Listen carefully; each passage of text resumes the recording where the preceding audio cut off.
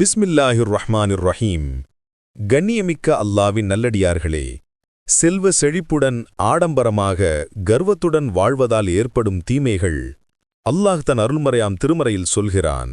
செல்வ செழிப்பிலும் பகட்டிலும் அதிகம் ஆசைப்படுபவர்கள் பற்றி, பிறருக்கு கொடுப்பதையும் விட அவர்களிடமிருந்து அதிகம் பெறும் நோக்கோடு உபகாரம் செய்யாதீர். அல் குர்ஆன் சூரா 74 வசனம் 6. நம் கண்மணி நாயகம் ஹசரத் முஹம்மது நபி ஸல்லல்லாஹு அலைஹி வஸல்லம் அன்னவர்கள் அருளிய அமுதமொழி.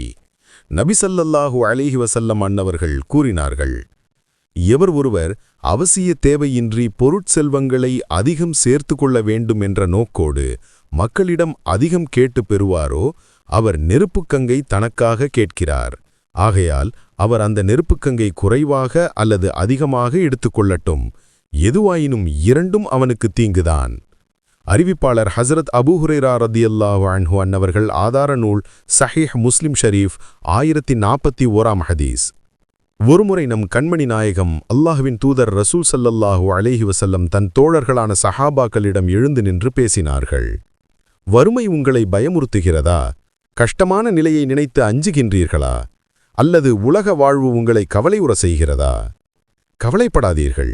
ஏனென்றால் அல்லாஹ் உங்களுக்கு பாரசீகம் ரோம் நாடுகளை வெல்லும் வலுவை கொடுப்பான். உங்களுக்கு உலகத்தை அதன் வனப்பை மழை போல் பொழிவான்.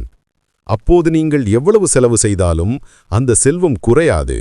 ஆனால் அந்த செல்வத்தின் மீதான ஆசை உங்களை நல்ல காரியங்களிலிருந்து தடுத்துவிடும். அறிவிப்பாளர் ஹசரத் அவுஃப் இப்னு மாலிக் ரதியல்லாஹு அன்ஹு அன்னவர்கள்.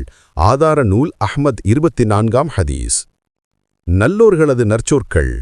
தகாசுர் என்பது மக்கள் தங்களுடைய எண்ணிக்கையிலும் உறவினர்களிலும் பெருமைப்படுவதை குறிக்கிறது என்று ஹசரத் இப்னு குதைபா ரஹ்மத்துல்லாஹி அலைஹி அன்னவர்கள் கூறினார்கள். ஆதார நூல் தஃப்சீர் கரீபுல் குர்ஆன், பக்கம் 4249. இத்தகைய பண்புகள் ஓநாய் ஆட்டுக்கு இடையூறு தருவது போல் ஒருவரின் மார்க்கத்திற்கு இடையூறு தரும்.